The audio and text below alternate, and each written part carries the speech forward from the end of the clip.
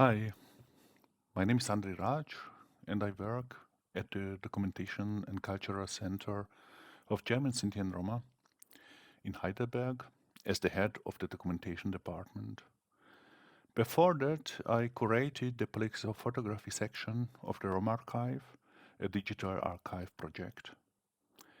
I was born in the former German Democratic Republic and grew up in southern Hungary as a member of the Hungarian Roma minority. My point of view was shaped by my experiences as part of both my Roma family and of an all too often marginalizing and discriminatory society. Fortunately, I kept encountering individuals with very strong democratic and humanistic values who always encouraged me to believe that anti-Ziganism and racism can be changed in society and that we have to work together to preserve our democracy. Because for both the majority and the minority, democracy is the only peaceful means to a common future for all of us. Today, I want to discuss the project I curated as part of the Roma Archive, namely the archival section of the Politics of Photography. This lecture deals with the question of how, in contrast to existing violent and racialized depictions of Sinti and Roma, an ethically and socially responsible use and consideration of the medium of photography is possible using examples of alternative photographic and research practices, including from the new Roma archive, the digital archive of the Sinti and Roma. My goal is to turn our gaze from racialized objects to racialized subjects by paralleling Toni Morrison's approach in her book Playing in the Dark. I would like to consider two specific questions. One, how can photography contribute to a new form of social perception that does justice to the complexity of particular social issues? And two, what are the consequences of the new perspective for the politics of photography?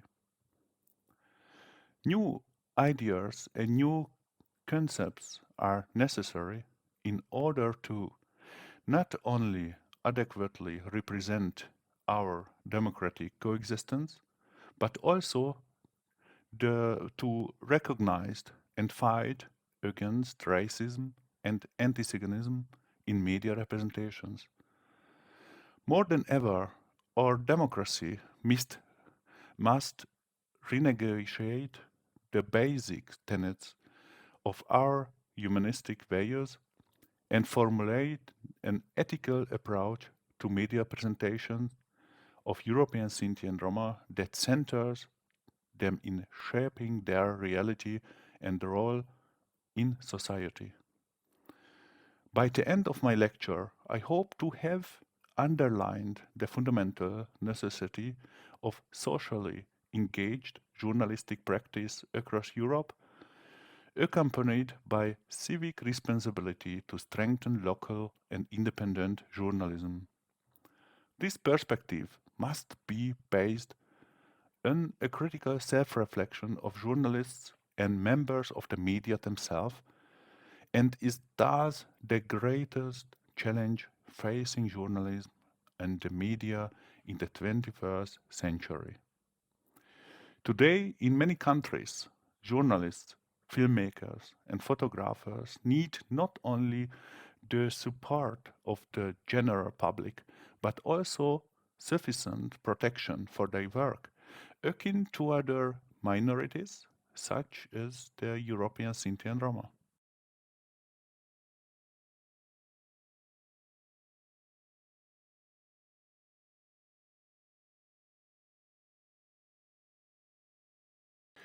To me, this quote from Walter Benjamin means that Reality is being equated more and more with that which is portrayed in the media, in film and photography. It is, however, up for debate whether this really constitutes reality. It is our responsibility and our democratic right to decide what we see in images. Do we see strangers or fellow citizens? Will there ever be in European politics of the image in which we are able to better explain the complex connections between our society and our history? Namely, a politics of images in which the medium of photography can serve to re-establish our own self-image, a self-image that promises us a future. We need photographs that show our human dignity, that make visible for all the memories that have been lost or banished from collective consciousness.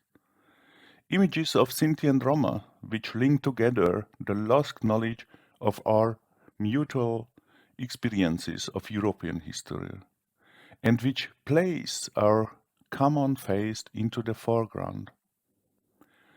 Will there ever be a time in which the codifying gaze of dominant representational strategies is altered and in which a politics of photography is established wherein photographs are utilized to promote equal rights and human dignity? All who create media, all who make photographs, who view them, or who have photographs taken of themselves, they all face the enormous challenge of developing a common politics of photography, one that promises a better future for us all. As the curator of the archival section on the politics of photography, I am still part of a minority that has been fighting for equal rights for decades. Of course, like everyone else, I wanted to focus exclusively on the Sinti and Roma. But it quickly became clear to me that if I only collected photographs of our minority, then I would be repeating existing ethnological and colonialist patterns by creating a Windows display of Sinti and Roma. Instead, I decided first and foremost this missing photographic discourse and its critique needed to be included squarely within the Roma archive. That was the spark for the creation of the archival section on the politics of photography. First of all, politics of photography, for me, it means power relationship. And when you say politics, of course you refer to power relationships. Subject to photographer, photographer to, I don't know, you as collector and as research team. How you position yourself into the photography. Because politics of photography, it's also to show this kind of structural power relationship among Roma, non-Roma, Roma to Roma, and everything inside, and women, men, and everything. So that's how I understand politics, power relationship, and structural racism. The goals of the photography section of Roma Archive. The greatest challenge lies in recognizing and understanding that the politics of photography faces a paradox.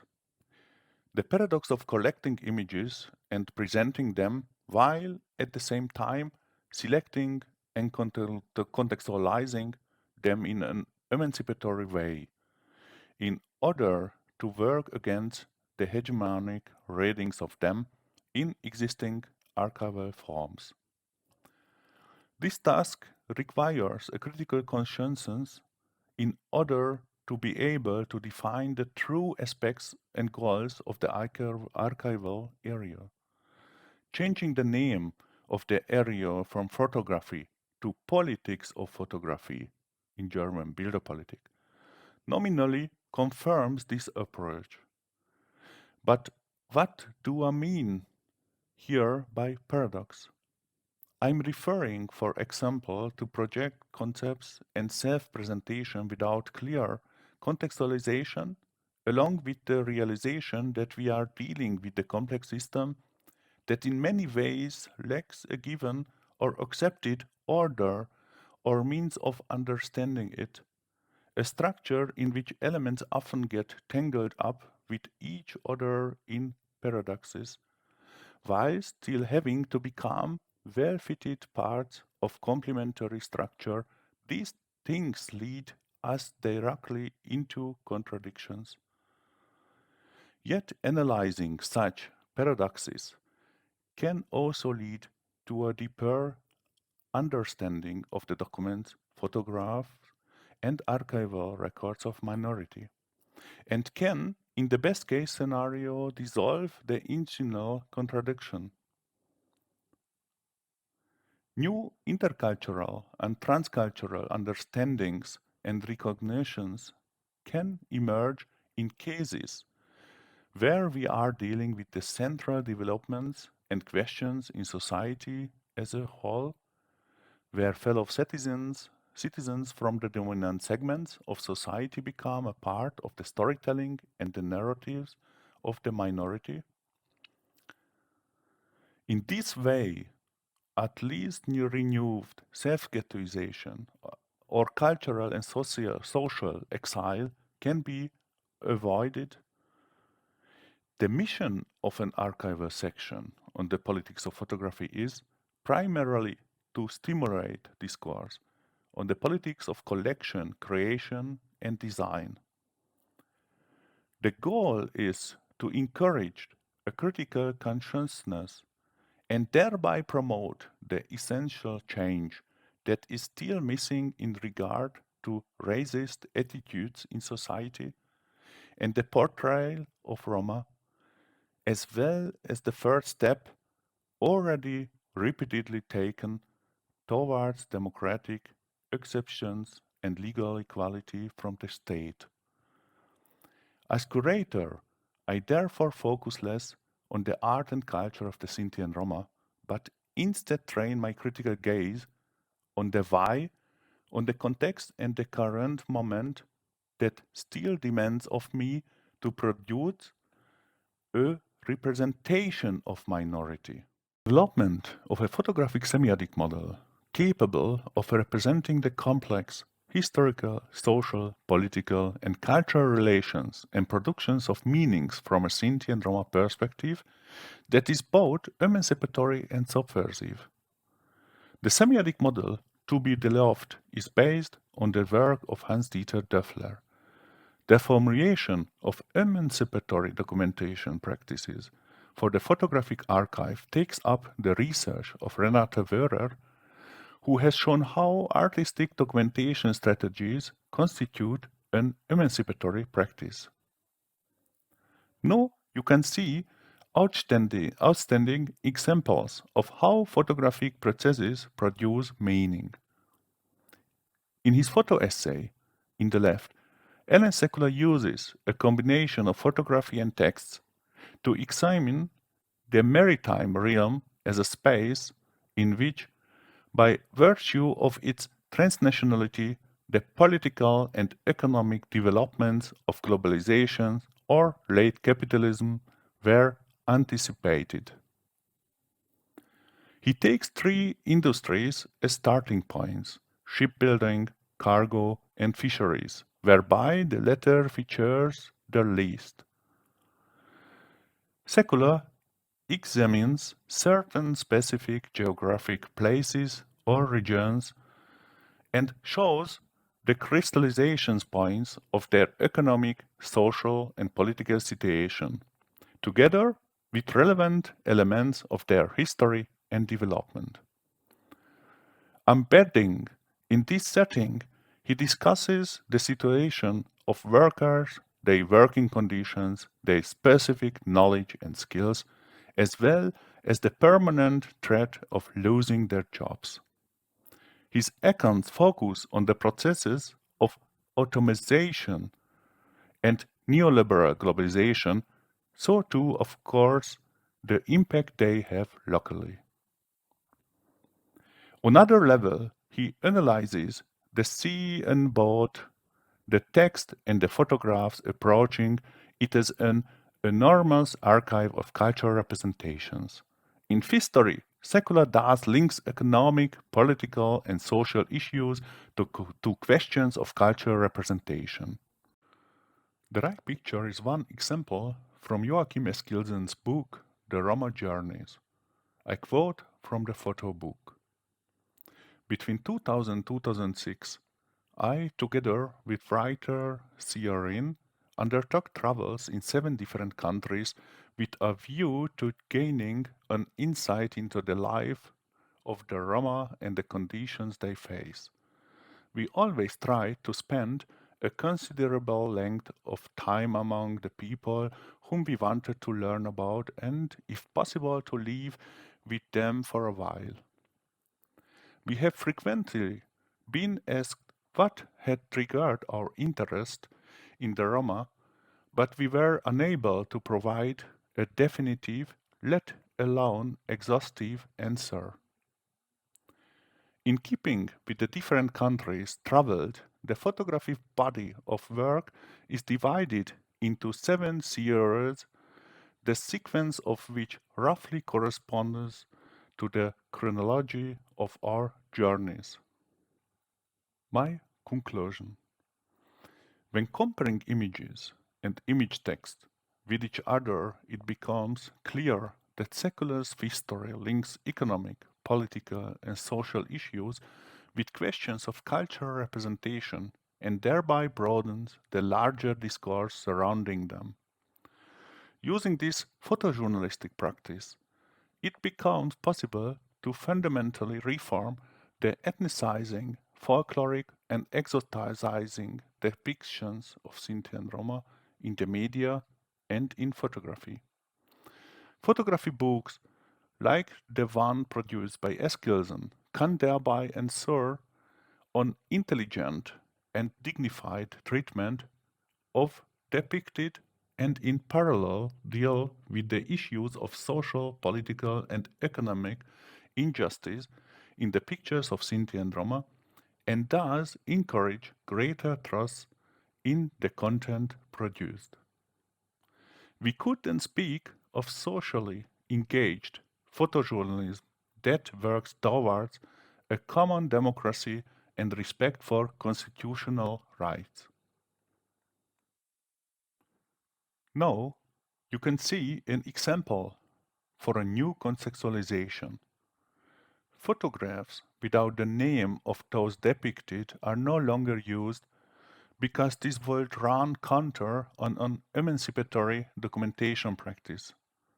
It would be correct to provide an indexical caption in the following form. Mrs. Bogdan with her daughter Eva and son Zoltan in Greece, a photo from the 1960s. The photograph is Hans-Jörg Anders.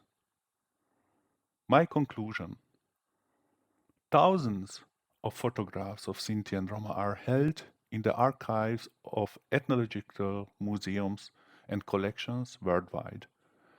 The majority of these photographs represent Sinti and Roma without giving their names or providing details about the individuals photographed. As a result, they lose their rights and remain forever in the bondage of those archives and collections, which then carry the responsibility for cementing an image of so-called the gypsy.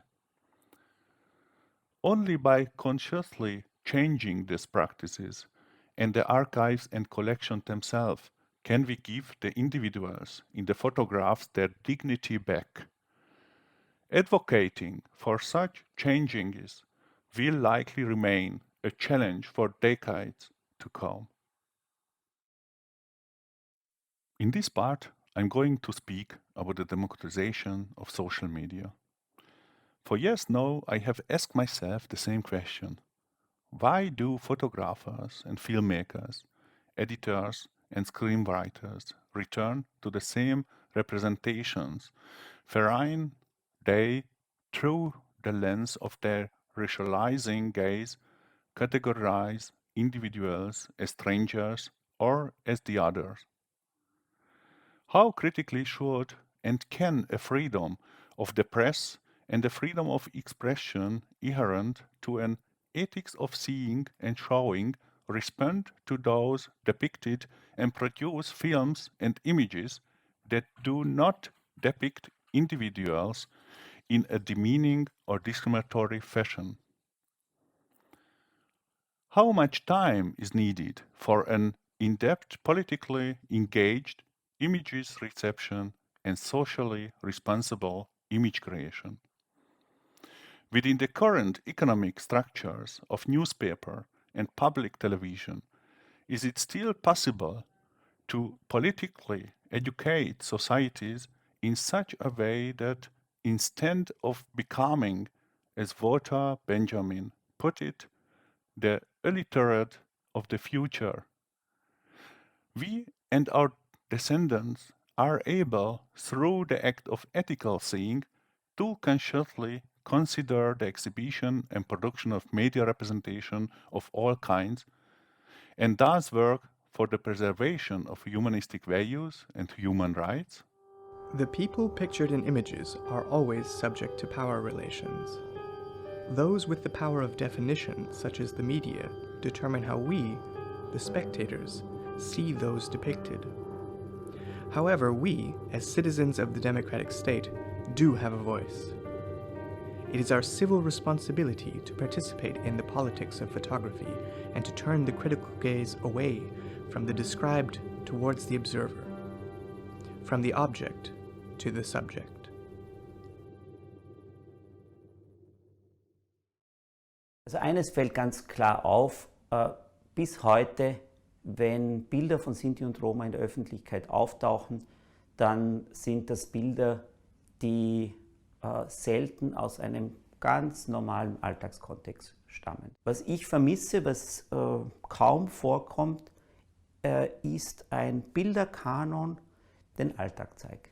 Der das zeigt, was passiert in Familien, im Beruf, im Sport, ohne sozusagen den Unterschied festzumachen. Das passiert ganz selten. Where are the pictures? Where are the images of Roma as actors, as protagonists, as agents in our own history? And I think one of the responses is they're in family archives.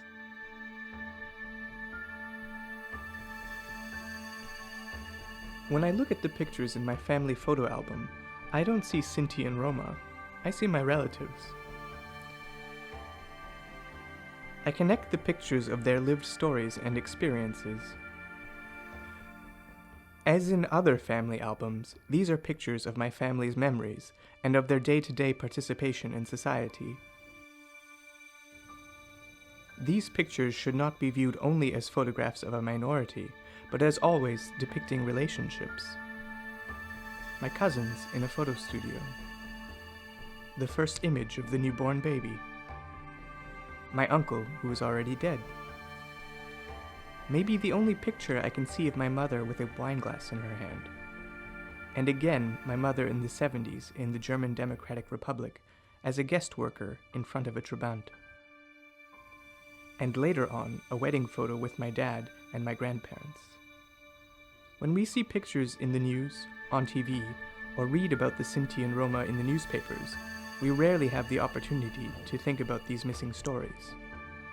But perhaps this should be the basis of a socially sensitive society and media.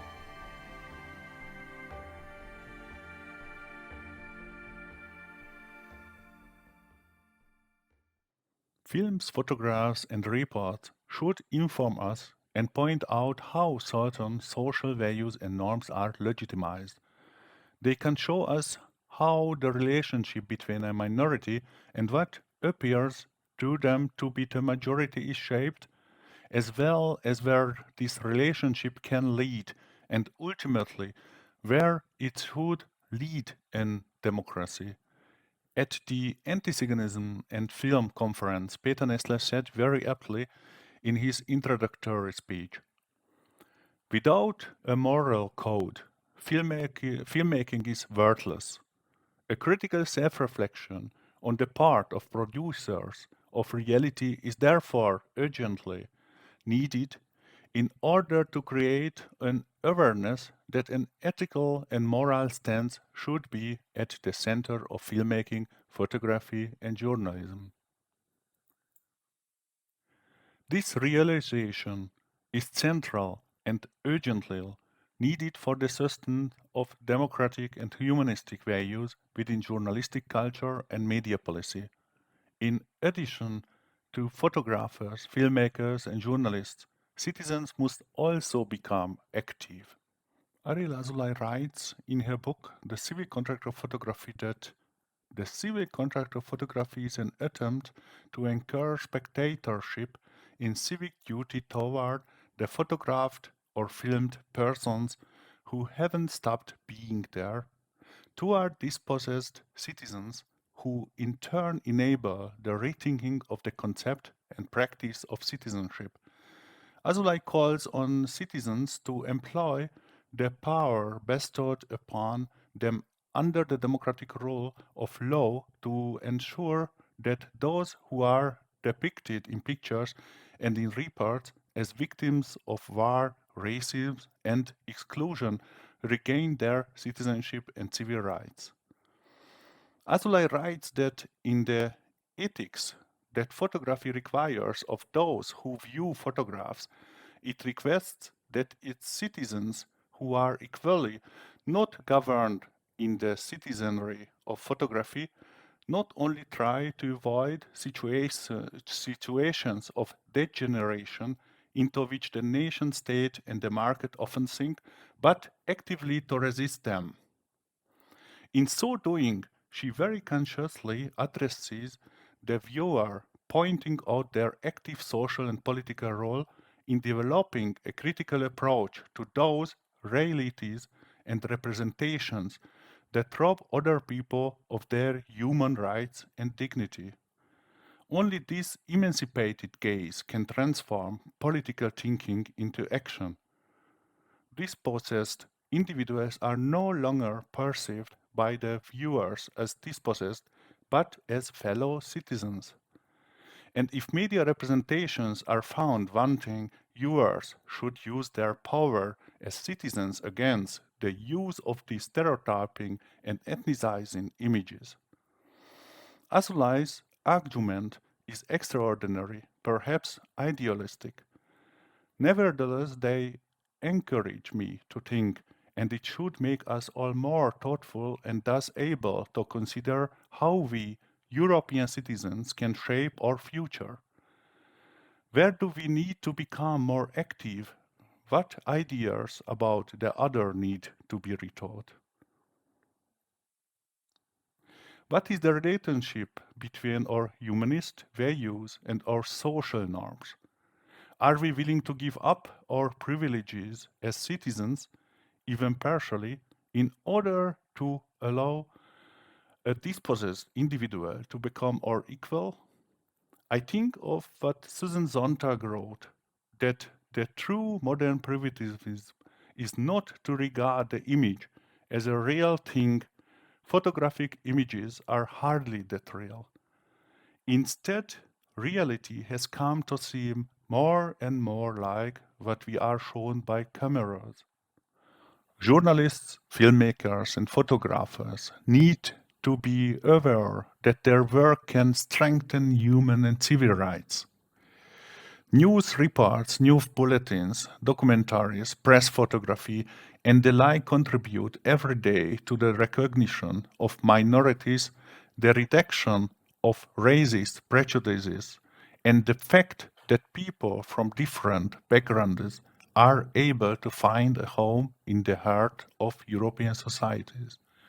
In that way, they enable an ethics of seeing and showing.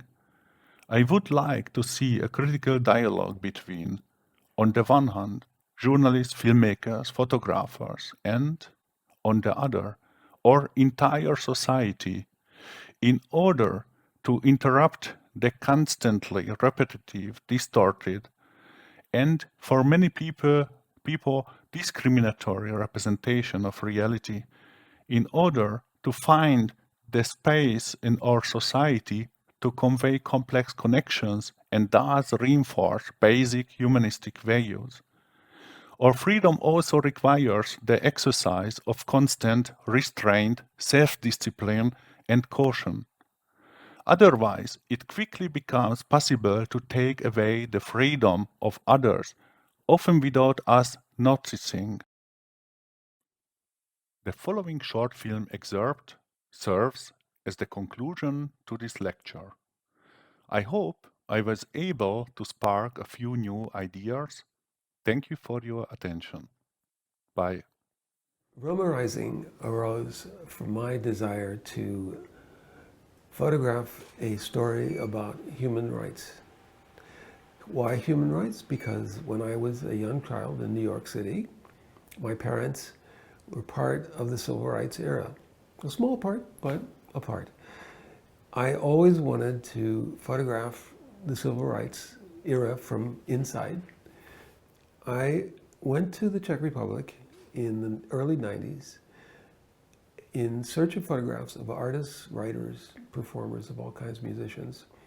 And among them were, of course, Romani performers, Romani writers, artists, which is interesting because halfway into that project, I started reading things in the Czech press, English press, about the Roma, a group that I knew nothing about, as having genetic deformities, small brains, inability to concentrate, to hold jobs, to run businesses, certainly not to pay taxes. And I said, this is terrible. This is exactly what was said about my own people in the US 50 years ago, 100 years ago.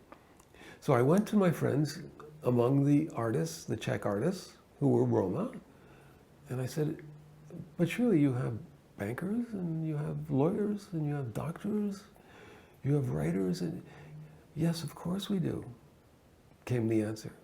But the media are not interested.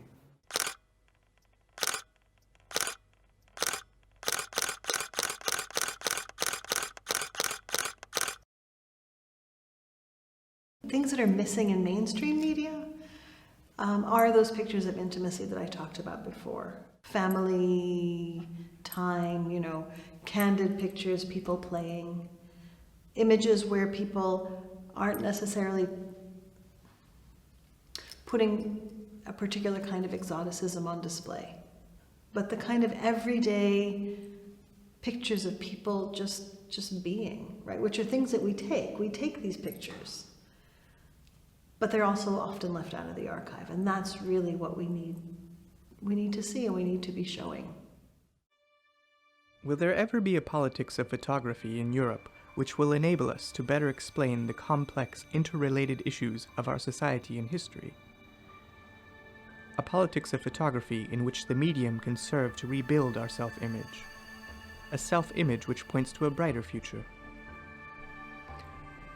We need photographs which represent us to our full human dignity, which make our memories, repressed and lost from collective memory, visible to all.